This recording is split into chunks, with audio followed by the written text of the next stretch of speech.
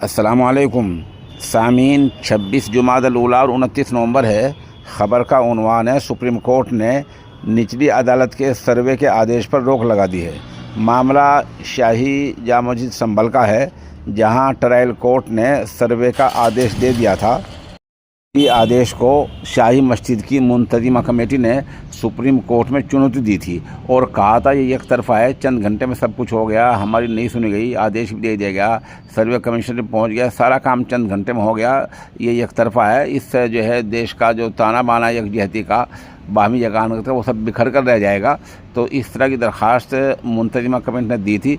बहरहाल supreme court ने निचली अदालत के सर्वे के आदेश पर पूरी तरह रोक लगा दी है और ये जुमला भी कहा है कि निचली अदालत इस मामले में दखल न दे। अभी सुनवाई चल रही है, मुकम्मल फैसला नहीं आया है। आप हमारे साथ बने रहें, जैसे ही मुकम्मल फैसला आएगा हम इंशाल्लाह उससे भी आपको मुत्तला करेंगे।